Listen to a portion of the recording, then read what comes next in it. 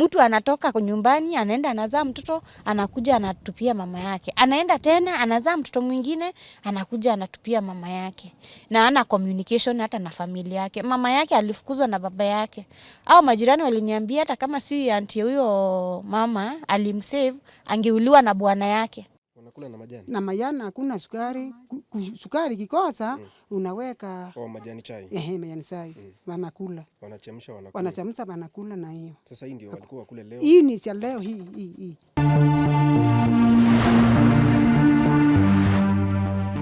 Tuko family, my name is Kingori Wangeshi and I'm in Meru town, headed to Maua to visit a family whose twins were saved and rescued last night by neighbors. If they were not rescued last night, probably they would not be alive today. Let's hear their story. Introduce kwa watazamaji wetu alafu tuendelee. Okay, kwa majina naitwa Faith Karambu, najulikana kama Faiza Karaz on my social media handles. Na nimetokea upande wa Meru County, Igembe South, upande wa Maua. Yes. Wewe ndio ulimulika hii kesi hawa watoto ambao saizi wako kwa hospitali. Hebu tueleze ulijuaje kuhusu hii story, alafu tupe background ama history yake. Okay, for miezi miwili imepita nimekuwa nikiangazia visa vya gender based violence na defilement in our area.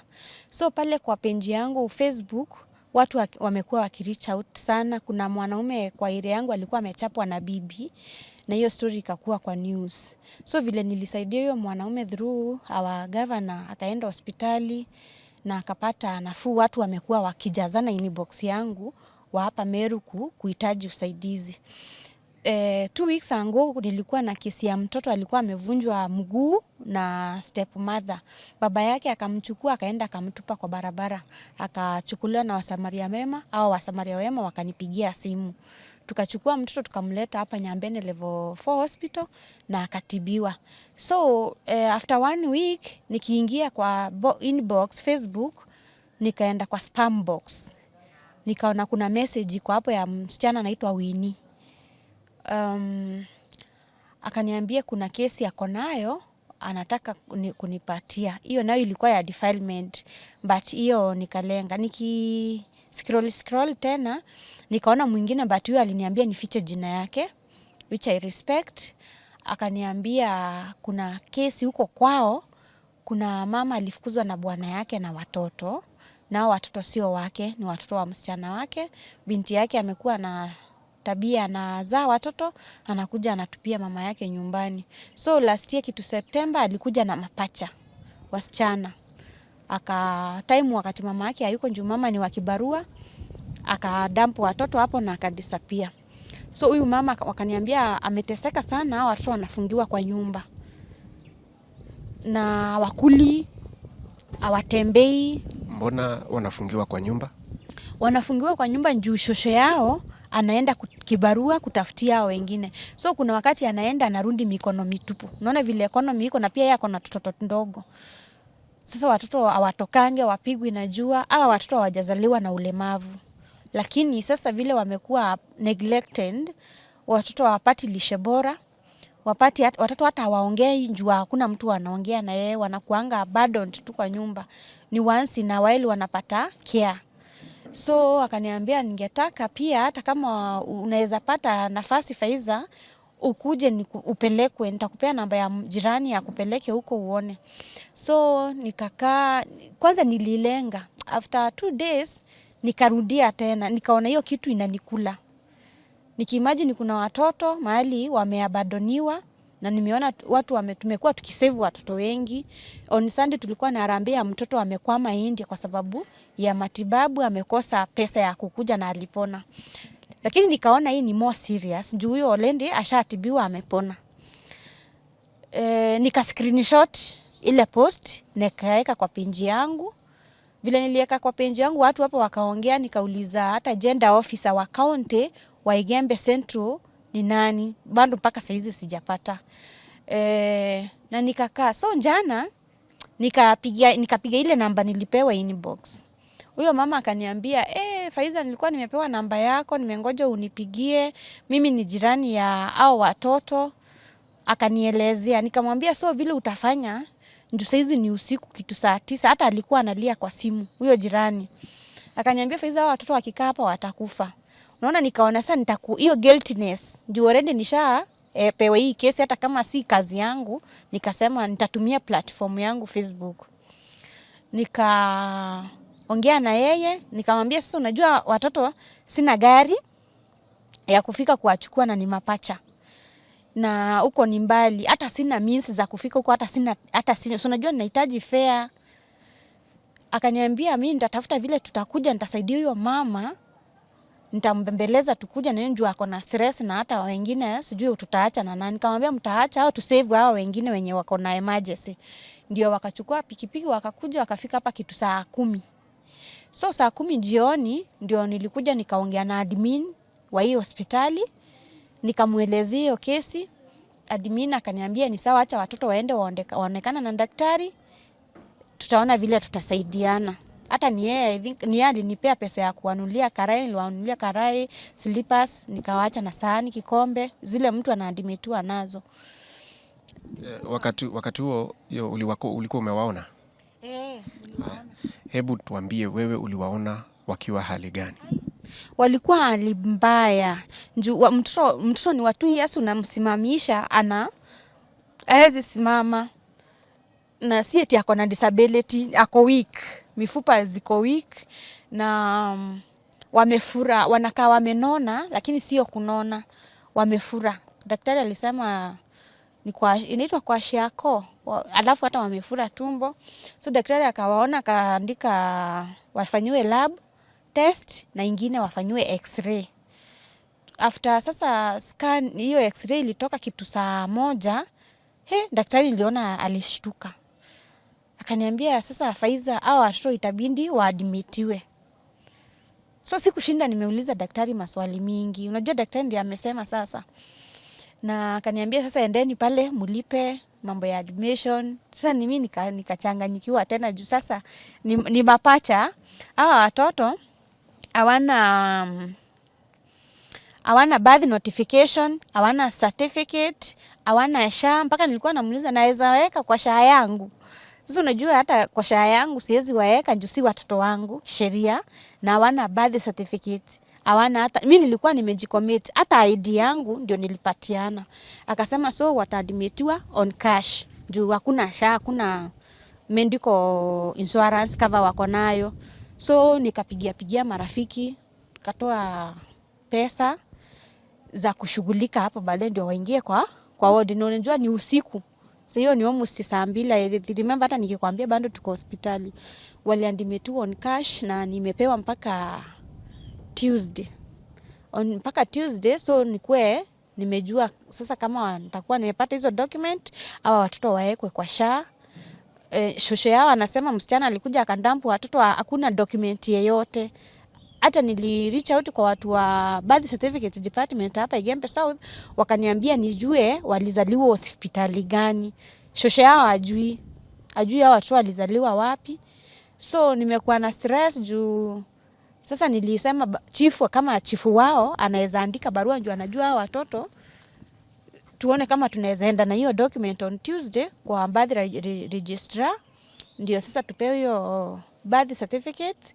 Mimi hata niko ready kucommit hata na hiyo SHA yangu. Hata kama birth certificate shosho yao juu hata ako na ID, tunaweza register na ID ya shosho yao. Nao unajua sheria, shosho yao si mama yao. Labda sasa waekwe guardian juu sasa mzazi hawana baba, hawana mama.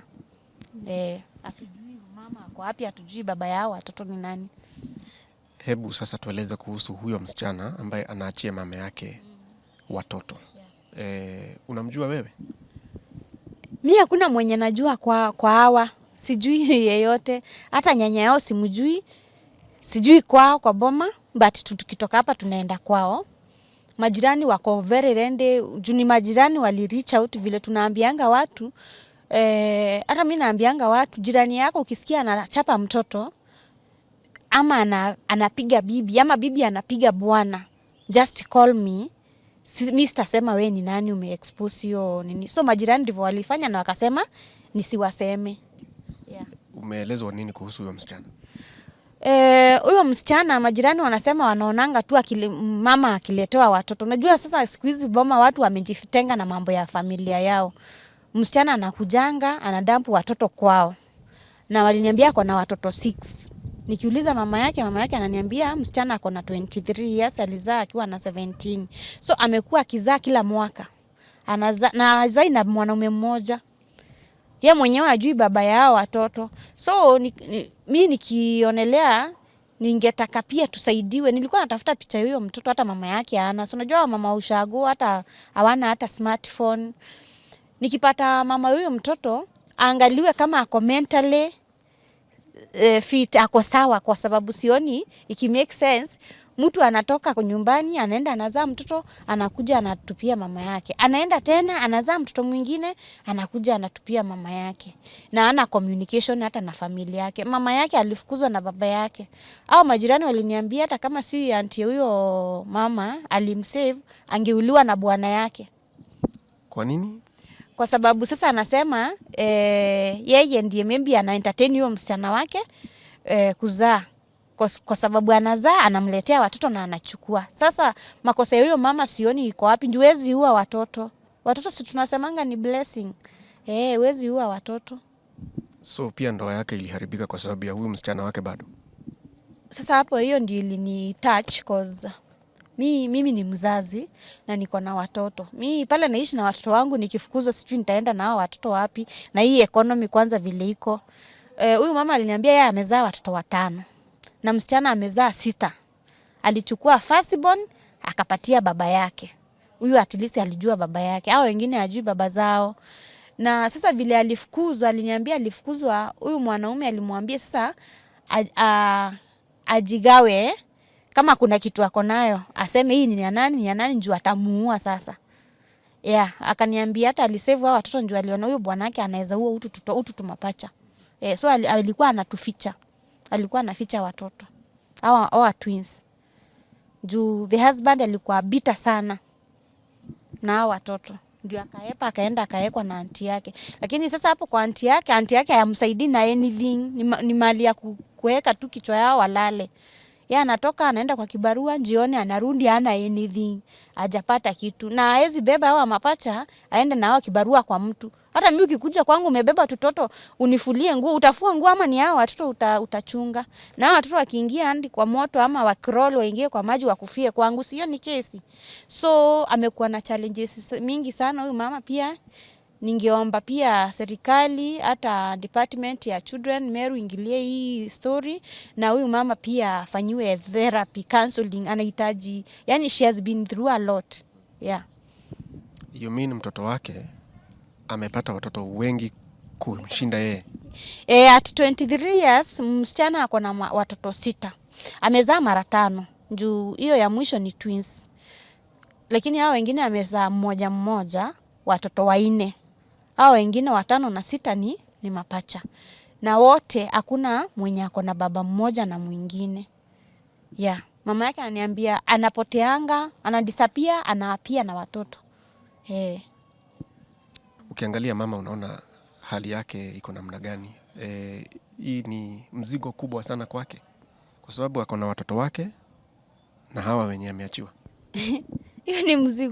Hiyo ni mzigo kubwa kwa sababu sasa hata mimi ishani affect already. Hiyo unaona hiyo jana kushughulika hao twins peke yake na ni 2. Unasikia ako na watoto 5 plus hawa 4 wa msichana. Hao wote ni 9. Na hiyo ni mzigo wako nayo. Na mimi nimeshindana yeye jana, mimi na yeye na twins. Na nasikia yani mimi nimechoka. Ni kushinda kumsaidia tu hospitali endani kwa hii room, hiyo kubebana na yao. Mimi imenishinda. Na hao wengine wamefuatwa na twins pia ni tutoto ndogo.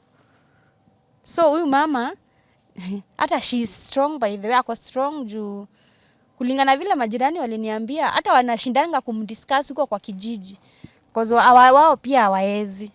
Watoto 9 kwa hii situation, hii economy, una kazi, umefukuzwa kwa boma, umeenda kuakomodetiwa kwa boma ya mtu na watoto 9. Na uko financially stable. Hiyo ni mzigo kubwa sana hata kwa community. So ombi lako ni gani kwa watazamaji ama mwenye atafikiwa na hii information? Ombi langu kwa wenye watatazama hii video ama watasikiza hii story, wasaidie hii familia, wasaidie huyu mama alee huyu mtoto, kwa sababu hata vile watoto waliadmitiwa nilimbembeleza sana, alikuwa anaogopa. Sasa atalala hospitali juu daktari alisema wanaweza kaa 20 days. Atakaa hospitali na wale watoto wengine nani atakaa nao? So mimi nilimbembeleza kabisa, nikamwambia penye imefika na penye nimeona hii story, hata kama ni watu wa Tuko News, hata kama ni platform tutatumia za kuchanga pesa, tutachanga usaidike. So nilimbembeleza ndio akae na hawa watoto. Ndio kuna wale wengine wako huko nyumbani wanaangaliwa na majirani. Niliambia huyo jirani aende so ashughulikia watu. Huyo jirani naye alikuwa anaogopa. Sasa ataenda kualisha nini? Ilibidi nikope pesa nimpe ya kubaia food leo. Ndio, na nimpe fare. Juu sasa unajua si kila mtu ako na roho kama ile niko nayo ya kushinda waste. Juu naambiwa wangu ni waste time kwa kumedo na issues za watu. Hizi watoto mi si issue ya yani si mambo ya watu juu mtoto ni wa community. Yule mi huwa najieka kwa viatu juu nilikuwa na very tough childhood. Hakuna mtu alikuwa hapo kwa kunishughulikia hata wazazi wangu. So huwa najieka kwa viatu zao watoto. I'm not here today sitting here kwa sababu ya yule mama, ni sababu ya hawa watoto. Yeah. So nilikuwa niulize sasa wale wako nyumbani, who is taking care of them, the other 6? Wako kwa aunti yao na niliambiwa hakuna mtu wa kuwatekea care. So niliongea na huyo jirani anaitwa Frida. Tulishinda na yeye ndiye alileta huyu mama, alileta mama. Ndiye nilimwambia, nilimpea hiyo responsibility. Nikamuomba tu.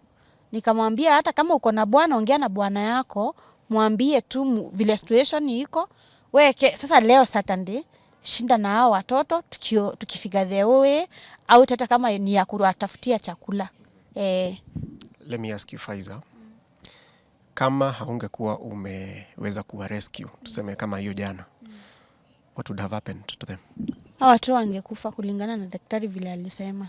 Plus pia resort, yani wamedhoofika mpaka watoto hawali. Imefika mahali watoto yani hawana energy. Hata hawezi lia. Hata wewe umewaona vile wamelala wakiamka.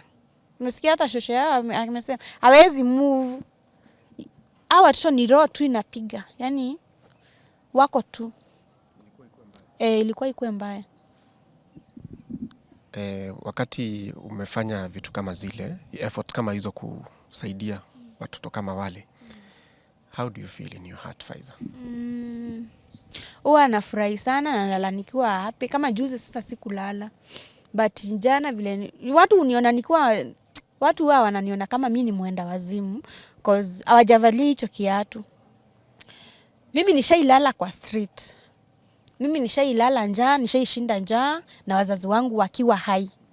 Both parents, my mother and my father. Kila mtu ameoa, baba ameoa, mama ameolewa, kila mtu amemove on. Kama firstborn, nimeachiwa responsibility ya kuangalia hawa wandogo wangu. Umeelewa? So nikiona mama kama yule ana struggle hivyo na watoto, si yeye anaumia hata kama anaumia si yeye, hawa watoto. Hawa watoto huteseka sana. Ndio unapata hata watoto wa kisichana wanakuwa defiled. Unapata mtoto wa 8-7 years amekuwa defiled mpaka unashindwa, unasikia watu wakiuliza kwani wazazi walikuwa wapi? Unapata huyu mtoto amedefiliwa na relative. Juu hakuna mtu anatekea hawa watoto care, wapei ile parental care, attention. Hakuna mtu ako hapo. Mama kama huyu akienda kibarua si mtu ni tusichana. Tuko 2 years.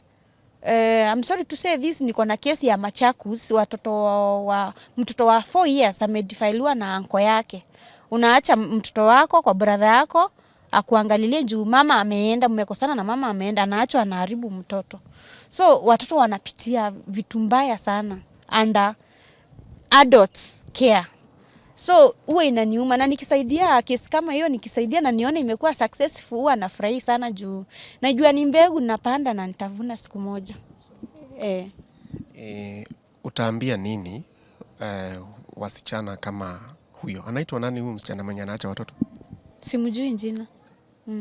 Watu kama yeye utawaambia nini?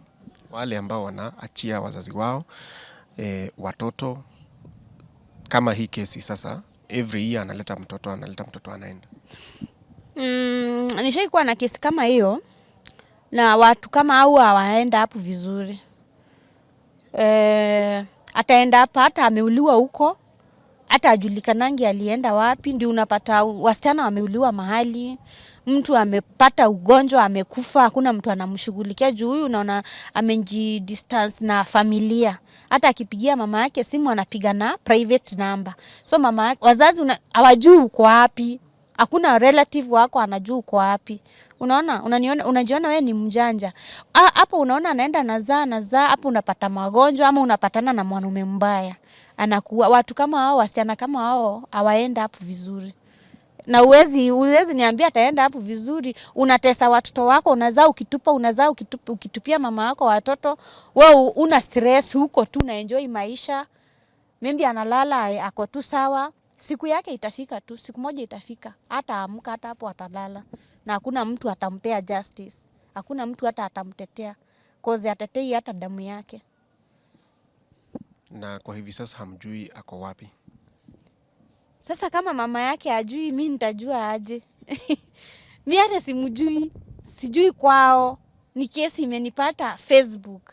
Na nikafanya investigations zangu, nikajua ni ukweli. Na ukweli nikaitisha watoto na watoto wakakuja. Sasa walikuwa wanafikiria naitisha watoto ni waadapt. Mimi waliona maybe mimi ni tajiri, unajua. Mimi ni supporter wa governor wetu wa Meru County. Na saa zingine akiwa na event naenda kutembea kwa hizo event zake. Watu wanafikiria mimi ni kama nafanya kwa hii serikali ya county. So they think nafanya hapo ndani na niko na uwezo wa kuchukua watoto nikae nao. So wakikuja jana walikuwa wananiletea watoto niwashughulikie.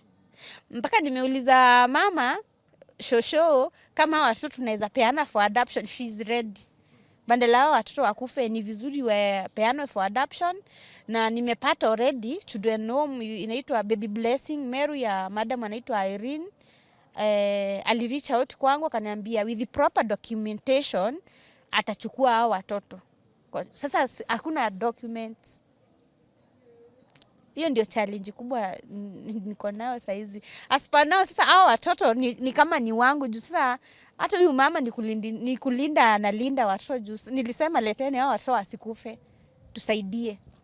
So ako tu anangoja nimalize kusaidia yeye aende shughuli aende. Allow me to ask you. Suppose unge ignore your case.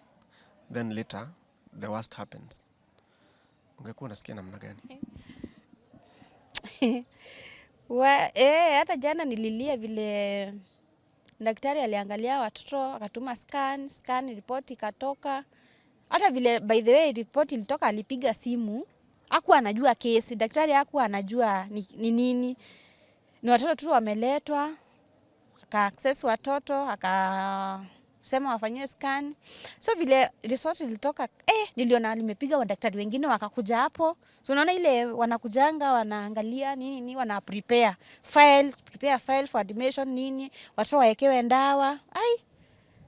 Nikashindwa. Akaniuliza watoto ni wako? Mimi nikamwangalia nikashindwa hata yeye anafikiria aje. Mimi nilikuwa nao but mimi I'm sorry. Si eti nikuringa, siwezi kuwa na watoto wamedhoofika hivyo na nikukosa chakula na lishe bora. Unaona mimi niko na afya niko sawa, lakini sasa watoto watakuwa wangu aje? Ndio aliona ni mimi bado nashughulika, so angeelewa, daktari angeelewa. So I felt so bad. Mpaka nikaregret kwa nini after nilipewa hiyo story 4-5 days ago nilinyamaza. Ninge act immediately. It doesn't cost me anything kupost pale kwa social media, kwa page yangu. Kuna watu hapo, hata kuna mtu alinitumia usiku, bado ziko kwa simu sijazitoa. Nataka kwenda niwanunulie tunguo. Unaona tumapacha. Nataka niende nitudulie to dress, ninunulie to diapers, at least hata waoshe juu hawajaoga. Hata hao watoto hata hawajaoga, niwanunulie kama ni mafuta, hata mama hajachange nguo kutoka vile alikuja. So nikaona kumbe ningeongea hii story au watu wangeza indika wangezaindika mapema, na Mungu ananitumia through my platform kusaidia vulnerable in our community. I don't get anything, no one pays me, but Mungu huwa ananilipa na njia mingi sana. Yeah. Thank you very much Faiza for your time na pia kujitolea kuwasaidia wale watoto, and we hope and wish the family all the best. Maybe upeane social media handles zako so that anyone can also reach out, and you're doing a good job. Keep it up. Okay, page yangu Facebook yenye ni main na iko verified, inajiita mimi ndiye Faiza Karaz. Hapo nimeweka jina Faith Karambu hapo mwisho. Yeah. Mimi ndiye Faiza Karaz. Hakuna mwingine, ni mimi. Page yangu iko verified, iko na blue badge. Tungetaka kwenda kuona pahali wale wengine wako. Unajua ni wapi? Nitapiga simu. Okay. Habari yako mam, tueleze jina lako na utuambie unafanya kazi gani? Jina naitwa Erini Wairima, nafanya kazi ya kulima na kibarua. Uko na watoto wangapi?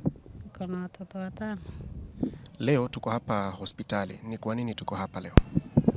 Chio ya watoto wale walitupa na mtoto yangu. Hebu tueleze kuanzia mwanzo, hiyo safari ilikuwa namna gani? Pahali ambapo alikuja akakuachia watoto, mlianza hiyo lini? Alianza kutupa watoto 2019, akaniachia mmoja. 2020 akaniachia mwingine. 2021 akaniachia mwingine. 2022 akaacha wawili. 2023 sijui alienda na wengine wapi. Akona huyo mmoja alienda naye. Hebu nikuulize, amekuachia watoto wangapi wote? Aliniachia watoto 5 na mmoja ako naye. Huyo msichana wako ako na miaka mingapi? 23. 23 na amepata watoto 5, watoto 6 already? Kwani alianza kupata watoto wakiwa miaka mingapi? 17. Ameolewa? Hajaolewa. Na wewe saizi unajua pahali yuko? Sijui mahali yako. Sasa hebu nipigie picha ya vile umekuwa ukiwalea hawa watoto. Alikuachia 5. Umekuwa ukifanya nini na wao? Umekuwa ukiwalea namna gani hawa watoto 5 ambao alikuachia?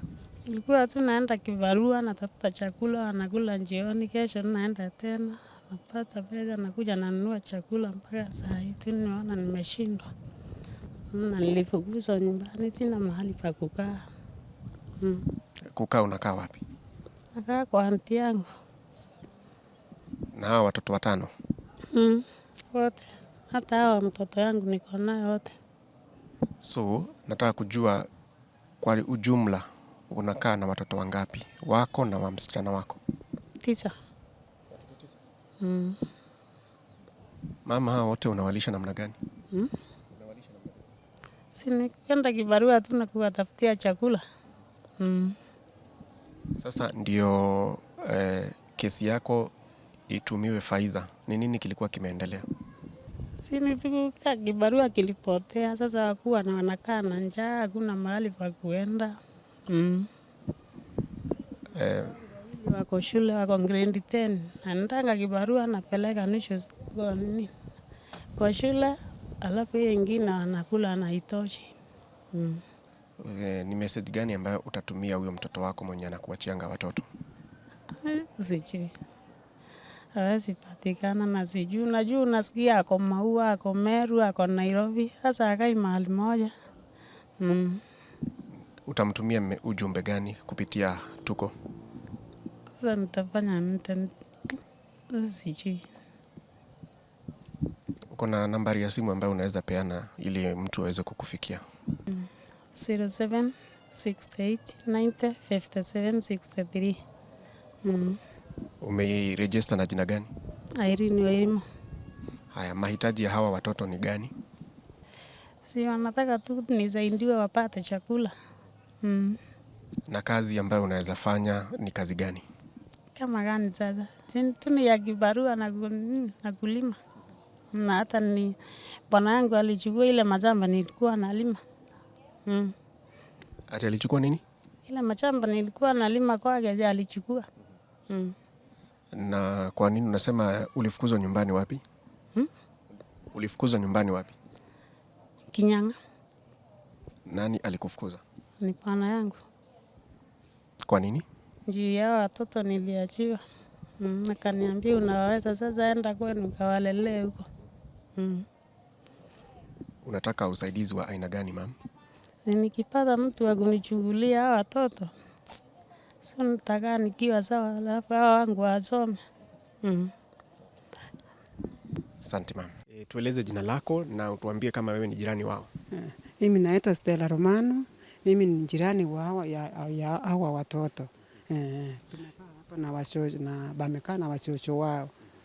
Hebu tueleze shida ambazo hawa watoto wanapitia. Bali nimekaa hapa sisi wa Antorai. Tuna mtu akiona kitu anakuja anasaidia yule shosho wao, lakini hakuna shosho ana kazi ya kufanya. Mtoto huyo mwenye watoto akichaa katoto akuja anaweka hapo akaenda. Tena akakuja na kingine akaweka hapo anaenda. Tujui pahali anaenda. Shosho amekaa hivyo. Siku ile akikosa kazi ya kufanya amelala hivyo na tutoto na yeye. Sisi tukiona sakula tukakuja tukapapatia, tukikosa akalala, hakuna nguo, hakuna nini. Na kuwafungia kwa nyumba. Kuwafungia kwa nyumba wakati anapoenda. Akafunga, akaenda. Sisi tukisikia akakilia, ukakuja ukafungua mlango, ukiona kamelala sini hapo. Si unakasirika tu, ukaenda ukakuja na kitu tukapatia. Wanalala chini hapa tumeona. Sini hapo. Tunabakuta bakilala. Kwa hivyo ni familia ambayo inahitaji msaada, sio? Kabisa msaada kabisa. Bakiona msaada hata sisi tunashukuru Mungu, tunasema ni asanti. Bakikuja huku sini Mungu anajua mpango wao. Na wale wako hospitali? Hata wale wako hospitali hawana nguvu. Si wasaidie hata watoto, hata tuko nyumbani tule tuko hospitali tusaidiwe na kwanza. Halafu uangalie hata tumelala hapo. Angalia kakifanya hivi si kasuri. Mnawapa chakula gani? Ahene, madha, mpempe, ugali, unji. Unji, njogo. Si mwere, te mwere, njogo. Si ya mtoto yani. Hakuna, cha mtoto kuonekana wapi? Ukakuja ukichukua tumelala hapo, ukachukua kama mtu ka ugali. Wakakapatia. Lakini ile chakula hiyo ni ya kukula ni mtoto, akilikuwa hivi unamuona. Yaani ile chakula wanapata si ya mtoto. Hakuna. Kile kinapatikana. Kile kinapatikana kama mtu mkubwa. Hata wewe ukuli bila watoto wao anakula. Kwa hivyo wasaidiwe kabisa na Mungu afanye kazi yake. Mungu saile wanasaliwa. Mungu anawaona. Sasa kama hawangeenda hospitali jana, nini kimefanyika? Wakikufa. Wakikufa. Angalia kama hivi. Kanaenda mpala kutoka kwa mtu dhikubu. Hata wewe ukienda ufanye hivi. Waona kana keti.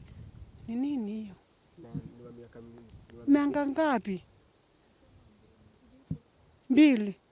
Mtoto miaka 2 anatembea kule lakini hapana, si wanakaa wanaketi hivi. Hawezi kutembea, Ukosa chakula. Na afya ya mwili. Ngozi hii inasema mtu huyu ni mtu mzuri sana, lakini yeye wanafingua huko mpaka asubuhi. Kibarua kikosa akakuja akalala na sini hapo na watoto wao. Ukikuja ukichonga ndio anapika. Unalilia nini? Si ni njaa. Ende. Ndio walikuwa wakule leo. Ni wanataka hii ndio soba nakula leo. Hii hakuna kitu, hakuna chai, hakuna mashiwa, hakuna nyoni, wanakula na majani. Wanakula na majani. Na majani hakuna sukari. Sukari kikosa unaweka majani chai. Majani chai. Wanakula. Wanachemsha wanakula na hiyo. Sasa hii ndio walikuwa wakule leo. Hii ni ya leo hii. ni za leo hii. Ilikuwa ikuwe hapa walale. Kabisa walale mpaka kesho. Wangapi? 6 wanawalala hapa. Hii sasa wangeshiba nini? Si walale, wanalia. Si wanalia, unakuja unawakuta. Hata wao unalia, ukipika hii, si unalia. Mtoto akilala hapo unasikia aje? Unasikia kilio. Anja kataishi no wakaura. Tueleze jina lako, unasimamia nini hapa kwa hiki jiji, alafu tuingie kwa yale metuleta hapa leo. Mimi naitwa Shandra Ikobai na mimi ndio area manager wa hii area.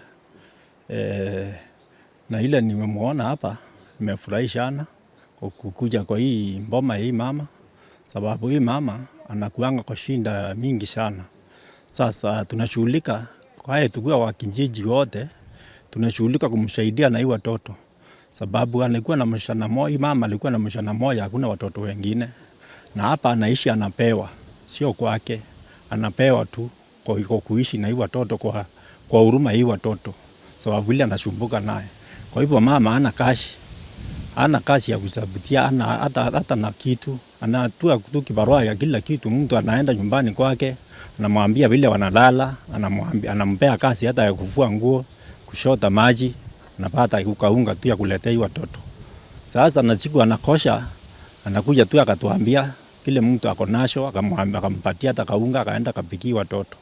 Sababu naona anakaa hivi, hana njia nyingine, hata watoto hawaendangi hata shule. Sababu wakienda shule hawatakuja hapa wakute chakula ya kukula. Na mama anakujanga jioni. Anakuja anakuta tu akiwaasha hapa mboma, akaenda, akiingia ni jioni. Sababu ndiye atafuata uga. Hiyo kisa ya kwamba wanafungiwa kwa nyumba alafu mama anaenda kutafuta kazi, unaijua? Unajua hii kesi sijaijua, lakini mama sinafikiria anawaasha nyumbani, anaenda kutafuta unga. Akiwaasha sababu anakuwa na watoto twingine hapa, tule twingine tudogo ndio anaasha na hawa tu akue wasikili watoto, kwa sababu hana njia nyingine, anawaasha anaenda kuwatafutia chakula. Na kuhusu huyo msichana wake, unajua nini kumhusu mwenye aliacha watoto hapa, watoto 5? Huyo msichana anaenda tu na huko town, anakuja na agua anapata watoto, anakuja hapa anaashia hiyo shushu anaenda. Sasa akaenda akakuja na wengine akaashia shushu anaenda. Hiyo ndio sababu, ndio njia yake. Ombi lako kwa mtazamaji ni gani kuhusiana na hii familia? Ombi langu ni tu kama tutapata msamaria mwema waokoe hii watoto, tunawashafurahi sana. Tukipata msamaria mwema waokoe na ishi ndio watoto hata waende shule, ndio furaha kwangu. Hata mimi nasumbuka nikiwa area manager kushughulika na hii watoto waende hata shule. Tukatafuta njia namna, lakini tukaikosa kwa sababu hatuna nguvu nyingine. Tukauna tu hata tuwapei chakula bila tunapata. Kulingana na wewe kama area manager, ni shida gani ambazo hawa watoto wanapitia? Hii watoto shinda ile wanapitia ni kwa ile hawana shamba hata ya kulimiwa, hata nomboka wakule. Shushu hawana kashamba, hawana kwa kuishi mzuri, hata kwa kuishi kwa mboma yao si mzuri, mahali wanakaa mazingira yao si poa. Ndio naona wanachumbuka sana, lakini nyinyi hatuna njia nyingine. Lakini hata mimi nikiwa area manager naweza kuwasaidia na njia ile, naweza njia hii moja na ile nyingine. Wale wako kule hospitalini, unajua walienda huko namna gani? Ile walienda ni watu wa jirani tu waliona hali ilishorota, wakaambia mama apeleke hii watoto hospitali. Tukaona hii hali inaenda kishorota kwa hii watoto, sababu tuliwakuta ni wakiwa kwa nyumba.